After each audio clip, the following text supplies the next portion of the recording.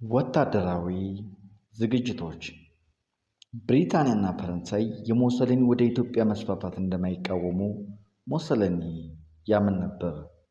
ሰላምታዬን አልረሳሁትም። ሰላም ጤና ይስጥልኝ ክቡራትና ክቡራን። ይህ ኢትዮጵያ በጣሊያን ፋሽስቶች የወረራ ዓመታት ያሳለፈችውን ተጋድሎ የሚተርክ መጽሐፍ ነው። ወታደራዊ ዝግጅቶች የሙሶሊኒና የላቫል ስምምነት ተብሎ በሚታወቀውና ፈረንሳይ ኢጣሊያን እቅድ እንደምትደግፍ ባረጋገጠችበት ውል መሰረት ነው። ከዚህም በላይ ሙሶሊኒ ኢጣሊያን በአፍሪካ ወሳኝ ጦርነት በምታካሄድበት ጊዜ ጀርመን የአውሮፓን ጸጥታ አደጋ ላይ ለመጣል አቅም እንደሌላትና በ1937 ዓ.ም ልታጠናክር የምትችል ቢሆንም በዚያን ጊዜ ኢጣሊያንም ከጀርመን በኩል ሊቃጣ የሚችለውን ጥቃት መቋቋም እንደምትችል ሙሶሊኒ ገምቷል። በዚህም የተነሳ ሙሶሊኒ ኢትዮጵያን መውረሩን ብሪታንያ እንደምትቃወም በመገመትና ጊዜ ለማግኘት በማሰብ ስለ ጦርነት እቅዱ ለብሪታንያ ለማሳወቅ አመነታ። የኢጣሊያው አምባገነን ከለንደን ጋር የከረረ ውዝግብ ሊከሰት እንደሚችል በምናቡ ስለታየው በተወሰነ ደረጃም ቢሆን ለአደጋ ቢያጋልጠውም ጡንቻውን በማሳየት ነገሩን ለመፍታት ወሰነ። ለጦርነቱ የሚደረገው ዝግጅት ብሪታንያ ከጣሊያን ጋር ለመስማማት እንድትችል ግፊት እንዲፈጠር ሆኖ እንዲታይና የጣሊያን ፍላጎት እንዲሟላ የታሰበ ሲሆን ይህም ተግባር እንደተጠናቀቀ ኢጣሊያን ኢትዮጵያን ከብሪታንያና ከፈረንሳይ ጋር ለመቀራመጥ ፈቃደኛ ሆና ነበረ። ይህ ሆኖ ኢጣሊያን የመጣው ይምጣ ብላ የጦርነት ዝግጅቷን አጠናቀቀች። በጣሊያን ፋሽዝም ከሰፈነ በኋላ የኢጣሊያ ሀብት ሊቢያን እንደገና በማስገበር ላይ አተኩሯል። በ19ኛዎቹ በአገረ ገዢው ቄሳር ዴቪኪ አማካኝነትም የጣሊያን ግዛት በሶማሊያ ቢስፋፋም በገንዘብ ችግር ምክንያት የኤሪትራና የሶማሊያ መከላከያ ለማጠናከር አልተቻለም። የ1928ቱ የጣሊያንና የኢትዮጵያ የኢኮኖሚ ትብብር ውል ከፈረሰ በኋላ ደግሞ ኢጣሊያ በ1930ዎቹ በኢትዮጵያ ላይ የተከተለችው ፖሊሲ ከትብብር ወደ ቅራኔና ግጭት ተቀየረ። በ1932 ዓ.ም አሜሊዮ ዲ ቦኖ ኢትዮጵያን ለመውረር በማሰብ በኢጣሊያ ቀኝ ግዛት ውስጥ ወታደራዊ ዝግጅት ጀመረ። በ1934 ዓ.ም ደግሞ ሙሶሊኒ ኢትዮጵያን ለመያዝ እንዲችል የተጀመረው ወታደራዊ ዝግጅት እንዲፋጠን ወሰነ። ዝግጅቱም የጣሊያን ወታደራዊ በላይነት ለማረጋገጥ እንዲቻል እጅግ ብዙ ገንዘብ፣ በርካታ የጭነት ተሽከርካሪዎች፣ ታንኮች፣ መድፎች፣ አይሮፕላኖችና ከፍተኛ መጠን ያለው የመርዝ ጋዝ ክምችት ጭምር አካቷል። ከዚህ ዝግጅት ባሻገር እስከ 1934 ዓ.ም ድረስ እንኳን ኢጣሊያ የወረረውን ፖለቲካና ስትራቴጂካዊ ቀዳሚዎች በሚመለከት የተጣራ አመለካከት አልነበራትም። የፋሽስቱን መንግስት የሚወክለው ዲ ቦኖ የተወሰነ ግዛትን ለመያዝ የሚደረግ የተመጠነ ጦርነት ሲያስብ፣ የጦሩ መሪ ባዲሊዮ ግን ኢትዮጵያን ጦር ሰራዊት ለመደምሰስ አጠቃላይ ጦርነትን ይደግፋሉ። ሙሶሊኒ ራሱ የኢትዮጵያን ጉዳይ በሚመለከት ወዲያውኑ የወታደራዊ መፍትሄ ሀሳብ ስራ ላይ መዋል አልታየውም። በመጀመሪያ ዲፕሎማሲያዊ ጥረት መደረግ ስለነበረበት ጦርነት በ2 ዓመት ውስጥ እንዲጀመር ይጠብቃል። ሙሶሊኒ ጦርነቱ አጭር ከሆነና የእንግሊዝና ፈረንሳይ ፍላጎት በ1906 ዓ.ም የሶስትዮሽ ስምምነት መሰረት ከተጠበቀም ጣልቃ ገብነት አይኖርም የሚል እምነት ነበረው። ፓሪስና ለንደን ከኢትዮጵያ ይልቅ ከጣሊያን ጋር ለሚኖሩ ወዳጅነትና የአውሮፓን ሰላም ማስጠበቅ ይበልጥ እንዲያሳስባቸውም ገምቷል። ኢጣሊያን ከጀርመን በኩል ሊመጣ ለሚችል የወረራ ስጋት ስትራቴጂካዊ አስፈላጊነት ስላላት ኢጣሊያን ለማስቀየም የሚቃጣ ይኖራል ተብሎ አልተገመተም። ፈረንሳይና እንግሊዝ ብዙ የተደከመበትን ኢትዮጵያ ቀኝ ግዛት የማድረጉን ጉዳይ እንዳይቃወሙ እርግጠኛ ቢሆኑም ድል ከተገኘ በኋላም ኢጣሊያ ጉዳዩን አስመልክቶ እንዴት መያዝ እንዳለባት እቅድ አልነበራትም።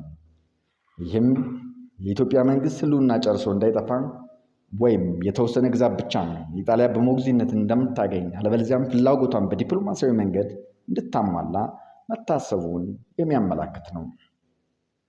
የላቫል ሙሶሊኒ ስምምነት የኢጣሊያ በፈረንሳይ ድጋፍ ኢትዮጵያን ቅኝ ግዛት የማድረግ ፍላጎት መጀመሪያ ከፈረንሳይ ቀጥሎም ከብሪታንያ ጋር በሚካሄድ ድርድር እንዲፈታ የጣሊያን ዲፕሎማሲያዊ ጥረት ቀጥሎ ነበር።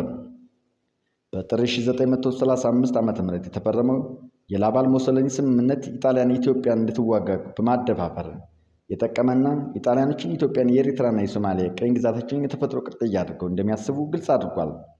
በ1932 ዓ.ም ጠቅላይ ሚኒስትር ላቫልና የኢጣሊያ የውጭ ጉዳይ ሚኒስትር የነበረው ዲኖ ግራንዲ በተገናኘ ጊዜ የኢጣሊያን ኢትዮጵያን ቀኝ የማድረግ ሐሳብ በ1906 ዓ.ም የሶስትዮሽ ስምምነት መሰረት ለኢጣሊያ መስፋፋትና ሰፈራ እጅግ ተስማሚ ስለሆኑ ምኞቱ ሊሟላ እንደሚችል ገልጿል። ይህም ማለት ፈረንሳይ በ1906 ዓ.ም የሶስትዮሽ ስምምነት እንደተመለከተው የጣሊያ ተጽዕኖ አካባቢ የሆነው የኢትዮጵያን ግዛት ኢጣሊያ እንደፈለጋት እንድታደርግ ለመፍቀድ ዝግጁ ነበረች ማለት ነው። የፈረንሳይ ፖለቲከኞች ከኢጣሊያ ጋር ወዳጅነት መቻቻልን የመረጡበት የቀኝ ግዛት ችግሮችን ለመፍታት ብቻ ሳይሆን ፈረንሳይ ከጀርመን በኩል ለሚኖራት የደህንነት ስጋት ኢጣሊያ ተባባሪዋ እንድትሆን በመፈለጓ ነው። ፈረንሳይ በአካባቢው የኢኮኖሚ ጥቅሟን ለማስከበር የተረጋጋ መንግስት መኖሩ ያለውን አስፈላጊነት በመገንዘብ የኃይል ስልጣንን መንግስት ደግፍ ንጉሠ ነገሥቱ በአስተዳደራቸው ውስጥ የሚታየውን የመሬት ከበርቴዎች ስርዓት አልባነት ለመቆጣጠር ባለመቻላቸው ፈረንሳዮች ከኢጣሊያ ጋር የመደራደርን አማራጭ በጥብቅ ማሰብ ጀመሩ። በዚህም መሰረት ከኢጣሊያን ጋር የኢትዮጵያን ሉዓላዊነት የሚነካ ማንኛውን መግባባት ሲደረጉ በሚስጥር እንዲያዝና የፈረንሳይ ጥቅምን መረጋገጥ እንዳለበት ተማምነውበታል። ይህ ፈረንሳይ በኢትዮጵያ ላይ ያሳየችው የአቋም ለውጥ ኢትዮጵያ በ1932 ዓ.ም ለመንገድ ሥራና ለጦር መሳሪያ መግዣ ከፈረንሳይ የጠየቀችውን ብድር የተከለከለችበት ምክንያት ያመላክታል። ንጉሠ ነገሥቱ ሀገራቸው መገለሏን በመፍራት የሀገሪቱን ነፃነትና ዋስትና በሚመለከት ከፈረንሳይ ጋር በሚስጥር ለመዋዋል ያቀረቡት ጥያቄም ተቀባይነት አጣ። በመሆኑ ፈረንሳይ በ1932 ዓ.ም ኢጣሊያ ኢትዮጵያን የፈለገችው እንድታደርግ መፍቀዷን በግልጽ ለማየት ይቻላል። እስከ ጥር 1935 ዓ.ም የላቫል ሮም ጉብኝት ድረስ በኢትዮጵያ ጉዳይ ውሳኔ ሳያገኝ ቆይቷል። በአጭሩ በዚህ ጊዜ የፈረንሳይና የኢጣሊያ ስምምነት በቱኒዚያ ያሉ ኢጣሊያኖችን ልዩ መብት እንዲሰጣቸው፣ በኤርትራና በፈረንሳይ ሶማሌ ግዛት፣ በቱኒዚያ በሊቢያ መካከል ያሉ አናሳ ግዛቶች እንዲገነጠሉ፣ እንደዚሁም ከኦስትሪያ አዋሳኝ ሀገሮች ጋር በጦርነት ያለመፈላለግ ውል ተፈራርመዋል። ይሁንና ምናልባትም በኢትዮጵያ ጅቡቲ የምድር ባቡር የጣሊያ ተሳትፎና ፈረንሳይ በኢትዮጵያና ኢኮኖሚ ያላትን ፍላጎት ማንሳት የሚገልጹ ሁለት ደብዳቤዎች የቀይ ባህርን አካባቢ መረጋጋትና ምናልባትም ፈረንሳይና ኢጣሊያ ጀርመንን በጋራ የሚቋቋሙበት ሁኔታ የሚገልጹ አንቀጾች በሚስጥር ተይዘዋል። ሞሶሎኒ ከፈረንሳይ ጋር ስምምነት የፈለገበት ምክንያት ኢጣሊያ በኢትዮጵያ ውስጥ የፈለጋት እንድታደርግ የሚኖራትን ነፃነት ከፈረንሳይ ማረጋገጫ ለማግኘት ነው። ኢጣሊያ በሰሜን አፍሪካ ለፈረንሳይ ያደረገችው ስጦታ አግባብነት የሚኖረውም በዚህ ምክንያት ነው።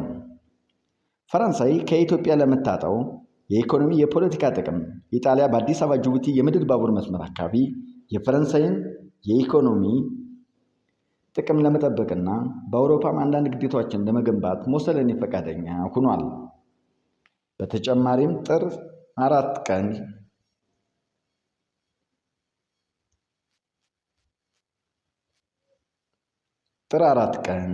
1935 ዓ.ም በተደረገው ንግግር ፈረንሳይ ማናቸውም የይገባኛል ጥያቄ ስለመተዋ በኢጣሊያ በኩል የተሰጠውን ትርጓሜ በሶሻል ተቀባይነት አግኝቷል። በውል አንቀጽ 2 መሰረትም የኢትዮጵያ የፖለቲካ አቋም ለውጥና የፈረንሳይን የኢኮኖሚ ጥቅም መረጋገጡን ላቫል ተቀብሎታል። ሞሶሎኒ ከፈረንሳይ ዋስትና ወይም ጣልቃ ያለመግባት ፖሊሲ ማረጋገጫ ቢያገኝም ቆይቶ ግን ላቫል ሞሶሎኒ ሁለት ምርጫዎች እንዳሉትና ኢትዮጵያን መውሰድ ማለት ማነቅ እንዳልሆነ ለሞሶሎኒ ማስረዳቱን በማንሳት የራሱን ትክክለኛነት ለማስረዳት ሞክሯል። ጉዳዩ ለሕዝብ ይፋ ከሆነ በኋላ እንኳን ላቫል የፈረንሳይ አቋም ትክክለኛ ነው ብሎ ተከራክሯል። ሞሶሎኒ ጥር 6 ቀን 1935 ዓ.ም ፈረንሳይ በኢትዮጵያ ጉዳይ ጣልቃ አለመግባት ለኢጣሊያን ጠቃሚ መሆኑን ለላቫል በጥብቅ አስረድቶ ላቫል በኢጣሊያ በኩል ለሐሳቡ የተሰጠውን ትርጓሜ መረዳቱን አረጋግጧል። በላቫል ጥያቄ መሰረት ፈረንሳይ በኢትዮጵያ ያላትን የፖለቲካና የግዛት ጥያቄ መተው ጉዳዩ ይፋ እስኪሆን ድረስ ከሞሶሎኒ ጋር በተለዋወጣቸው ደብዳቤዎች ላይ እንዳይጣስ ተደርጎ እንዲያውም ከዚህ ተቃራኒ የሆነ ሐሳብ ስራ ላይ ውሎ ነበረ። ስለዚህ የፈረንሳይ መንግስት በ1906 የሶስትዮሽ ስምምነት መሰረት ሐረር አካባቢ ያለውን የግዛት ጥያቄ ሲሰነዝር በእርግጥም ድርጊቱ ኢጣሊያ በኢትዮጵያ ውስጥ ያላትን ማናቸውም አይነት የፖለቲካና የግዛት ጥያቄዎች ደግፏል። የኢጣሊያ መንግስት ፈረንሳይና ኢትዮጵያን በ1908 ዓ.ም በተፈራረሙት የክሎቦውስኪ ውል መሰረት በኢትዮጵያ ያሉ የፈረንሳይ ዜጎችን መብት፣ ነፃ ንግድና ልዩ ዳኝነት መብት ማግኘትን ጨምሮ እንደሚያከብር ጥር 7 ቀን 1935 ዓ.ም ተስማምቷል። ይህ ስምምነት በኢትዮጵያ የፖለቲካ የግዛትና የዳኝነት ለውጥ ፍንጭ እንደሚታይና ይህም ማለት የኢትዮጵያ ሉዓላዊነት በኢጣሊያ ሊተካ እንደሚችል በአጽንኦት ይገልጻል። ላቫልና ፓሪስ የኢጣሊያ አምባሳደር የነበረው ፒየትሮ ቺሮቲ ባደረጉት ንግግር ላቫል በሀሳቡ ባይስማማም ሞሶሎኒ ጦርነትን ባይወድም አስፈላጊና እንዲሁም በአንዳንድ ሁኔታዎች የማይተካ እንደሆነና እንደማይቀርም እንደሚያምን ተረድቷል። ላቫል ጥር 7 ቀን 1935 ዓ.ም በጻፈው ደብዳቤ ጣልቃ ስላለመግባት ያለውን ግንዛቤ ለማብራራት ሞክሯል። በዚህም ኢጣሊያን ከንጉሠ ነገሥቱ በመጠየቅ ከአስፈላጊ ዋስትና ጋር በኢትዮጵያ የኢኮኖሚ ጥቅም ለማግኘት እንድትችልና ጥቅሟን ለማስጠበቅ ጦር ሰፈርና የፖሊሲ ኃይል ማቋቋም እንዲቻል ሀሳብ ቀርቧል። ይህ ማለት ፈረንሳይ የጣሊያን ወታደራዊ ዕቅድ ታውቅ እንደነበረና በግንቦት ወር 1935 ዓ.ም የወቅቱ የፈረንሳይ ጠቅላይ ሚኒስትር የነበረው ፍላንዲ የኢጣሊያ የፕሮፓጋንዳ ሚኒስትርና የሞሶሎኒ አማች የነበረው ጋሊያዞ ቺያኖ ኢጣሊያን ለወታደራዊ ጣልቃ ገብነት እንዲያመቻች መሳፍንቱን በንጉሠ ነገሥቱ ላይ እንድታምፅ ሀሳብ አቅርቧል። ላቫል ሮም ውስጥ በፈረንሳይ ኤምባሲ ተገኝቶ በተካሄደው ንግግር ኢጣሊያ በኢትዮጵያ ውስጥ የኢኮኖሚና የፖለቲካ የበላይነት እንዲኖራት ለምታራምደው መርህ ያለው ታማኝነትና ተባባሪነት በማረጋገጥ ኢጣሊያ ለኢትዮጵያ ውስጥ እንደፈለገች እንድትሆን ጭምር ምክሩን ለግሷል። ሞሶሎኒ ማርሻል ሀቡርቱ ሊቶ ሞሮኮ ውስጥ ያከናወነውን በምሳሌነት እንደሚከተለው ያለውን ተስፋ ገልጾ የኢኮኖሚ ግቦች ከተሟላ የኢትዮጵያ ሉዓላዊነት ሳይነካ ቀስ በቀስ የፖለቲካ ተጽዕኖ ማድረግ እንደሚቻል አስረድቷል። በተጨማሪም ላቫል ሞሶሎኒ በኢትዮጵያ ላይ የፖለቲካ የበላይነት እንዲኖረው መስማማቱን ተቀብሎ አያውቅም። ምክንያቱም ይህ ማለት ፈረንሳይ ጀርመን ለመቋቋም ትፈልግ የነበረውን የኢጣሊያ ወታደራዊ ኃይል ከአውሮፓ ውጭ ይባከናል በማለት ነው። ይሁን እንጂ የዘመኑ ፖለቲከኛ ሞሶሎኒ በኢትዮጵያ ላለው ዕቅድ የሁሉም ስምምነትና ድጋፍ እንዳገኘ አምነው መንቀሳቀሱን ተቀብለውታል። በተመሳሳይ ሁኔታም የፍራንኮ ኢጣሊያን የደህንነት ትብብር በማናቸውም ሁኔታ ለመጠበቅ ሲባል ኢጣሊያ የፈረንሳይን እምነትና ተባባሪነት እንደምታገኝ በትክክል ድምዳሜ ላይ ደርሷል። ምንም እንኳን በስምምነታቸው ውስጥ የተጠቀሰው ነፃ እንቅስቃሴ የሚለው